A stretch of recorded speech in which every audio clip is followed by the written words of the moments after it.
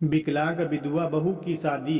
कौशल्या और रघुवीर की एक बेटी थी सबिता। सबिता को बचपन में ही पोलियो मार गया था, जिससे वह एक पैर से अपाहिज थी।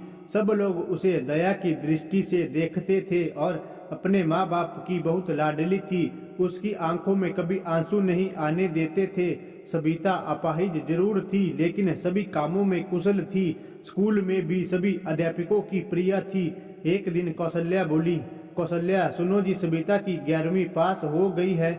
हमारी बेटी दिव्यांग है, उसके लिए भी ऐसा ही लड़का ढूंढना पड़ेगा। लगता है उसकी शादी करने में बहुत मुश्किलें आएगी, इसलिए अभी से लड़का ढूंढना शुरू कर दो। रघुवीर, हाँ कौशल्या सही कहती हो। सबिता कितनी सुंदर और सर्वगुण संपन्न है, लेकिन पैर की वजह से मेरी बेटी की जिंदगी खराब हो गई। सबिता ने अपने माँ और बाबूजी की बात सुन ली। वह पास आकर बोली, सबिता बाबूजी, क्या मैं आप सब पर बोझ हूँ? मेरा पैर खराब है, इसका मतलब यह तो नहीं मैं किसी पर आश्रित रहूंगी। फिर कैसे हुई मेरी जिंदगी खराब? कौशल्या, मन छोटा मत कर बेटी, किसने कहा कि तू बोझ है? तू तो हमारी आंखों का तारा है। सबिता, माँ मैं पढ़ाई के साथ साथ कुछ करना भी चाहती हूँ, जिससे मैं खुद पर निर्भर रह सकूँ। इधर सबिता की पढ़ाई पूरी हो गई और उधर रघुवीर सबिता के लिए लड़का ढूंढने लगा। सबिता के लिए परेश का रिश्ता आया। परेश रसायन फैक्ट्री में काम करता था। परेश अपनी माँ रमा और अपने पिताजी मुकेश के साथ सबिता को देखने उसके घर आया। मुकेश, अरे बेटा, लड़की का तो पैर खराब है। परेश, पिताजी, अगर मैं दिव्यांग लड़की से शादी करूंगा तो मुझे किसी का जीवन संभालने का सौभाग्य मिलेगा। रमा, बेटा तेरी जिंदगी है, जो भी फैसला हो सोच संभाल कर लेना। परेश, देखिए सबिता जी, मैंने आपकी जितनी तारीफ सुनी है, खुद को आपसे मिलने से रोक ही नहीं पाया। क्या आप शादी के लिए राजी है? सबिता, परेश जी, मैं एक अपाहिज लड़की हूँ और आप पूर्ण रूप से स्वस्थ है। क्या आप एक अपाहिज लड़की को स्वीकार करेंगे? परेश, सबिता, मैं जिंदगी भर आपका सहारा बनने के लिए तैयार हूँ, अगर आपको ऐतराज ना हो तो। सबिता, अगर आप तैयार हो तो मैं खुश नसीब हूँ कि मुझे आप जैसा जीवन साथी मिलेगा। सबिता और परेश की बहुत धूमधाम से शादी हुई। चारों तरफ चर्चा थी कि बड़ी भाग्यशाली है सबिता, जो दिव्यांग होते हुए भी उसे इतना अच्छा पति मिला है। रमा बहू, आज तुम्हारा पहला दिन है, इतनी जल्दी कैसे उठ गई? आराम से उठ जाती। सबिता, माँ मुझे जल्दी उठने की आदत है, मैंने नाश्ता बना दिया है, आप सब लोग नाश्ता कर लीजिए। रमा हैरान थी कि एक पैर खराब होते हुए भी सुबह उठकर नाश्ता भी बना दिया। इसी तरह सबिता ने थोड़े ही दिनों में सारी जिम्मेदारी अपने ऊपर ले ली। सबिता से सभी बहुत खुश थे।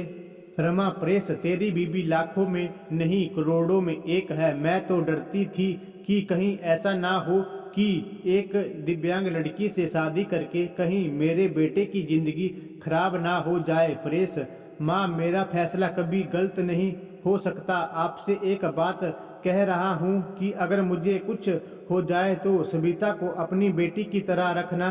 रमा, चल पागल, ऐसे नहीं बोलते, वो अभी भी मेरी बेटी ही है। और अगले ही दिन उनकी खुशियों को जैसे किसी की नजर लग गई। परेश की फैक्ट्री में जहरीली गैस लीक हो जाने से कई लोगों की मौत हो गई, जिसमें परेश भी शामिल था। जब ये खबर परेश के घर पहुंची तब घर में हाहाकार मच गया, लेकिन सबिता तो जैसे पत्थर सी हो गई। वह खामोश थी, उसकी आंखों में आंसू नहीं थे। वह परेश को यूं ही फटी आंखों से देखती रही। कुछ औरतों ने उसे हिलाते हुए कहा, बहू रो ले, देख परेश को, वह मर गया है, अगर रोएगी नहीं तो पागल हो जाएगी, तू विधवा हो गई है, विधवा। इस तरह की बातें सोचकर सबिता फूट फूट कर रोने लगी। सबिता रोते हुए बोली, उठो परेश, आंखें खोलो, मैं अकेली किसके सहारे जीऊंगी? अभी तो मैंने तुम्हारे साथ ही कुछ दिन गुजारे थे, फिर मुझे अकेला छोड़कर क्यों चले गए? परेश का अंतिम संस्कार हो गया और सबिता के अरमानों का भी।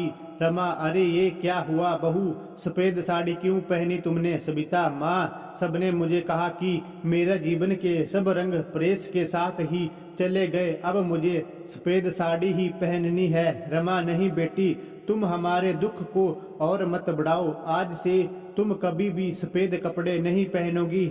हफ्ते महीने यूं ही शोक में गुजर गए। कौशल्या और रघुवीर सबिता को लेने के लिए आए। कौशल्या, मेरी बेटी का जीवन तबाह हो गया, पूरी जिंदगी अकेले कैसे काटेगी, इसलिए हम उसे अपने साथ ले जाना चाहते हैं। रमा, देखिए समदन जी, सबिता कहीं नहीं जाएगी, आप उसकी शादी करके कर्तव्य मुक्त हो चुकी है, लेकिन अब हमारे भी कुछ कर्तव्य है। हमारे बहू हमारी बेटी बनकर हमारे पास ही रहेगी। ये कहते हुए रमा ने सबिता को गले से लगा लिया।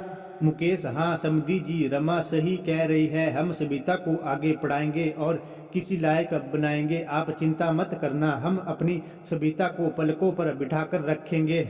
सबिता, माँ, बाबूजी, परेश इनके इकलौते बेटे थे, अब वो नहीं है तो ऐसे में मैं भी इनको छोड़कर चला जाऊं, ये सही नहीं है। मैं इनके पास रहकर ही इनकी सेवा करूंगी। सबिता के माँ बाबूजी चले जाते हैं। अब सबिता अकेली थी, उसने अपना सारा ध्यान पढ़ाई में लगा दिया।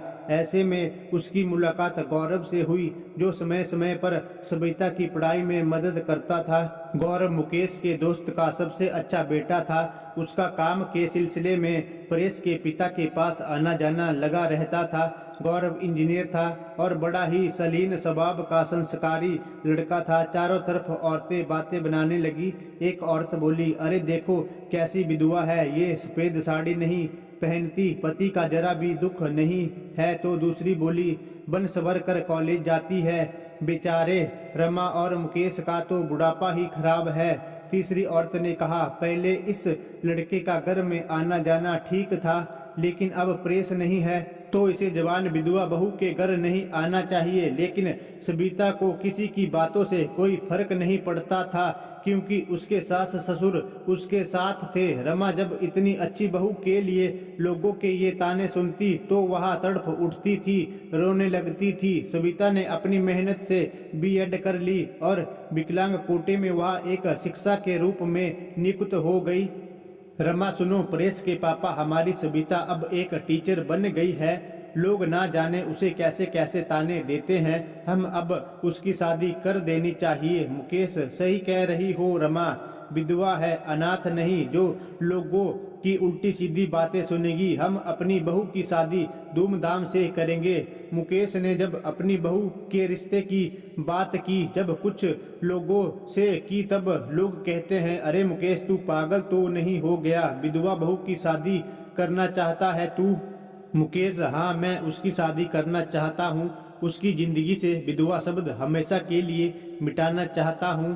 तभी गौरव ने आ करके कहा, गौरव अंकल, अगर आप सबिता के काबिल समझे तो मैं आपके बहू से शादी करने के लिए तैयार हूँ।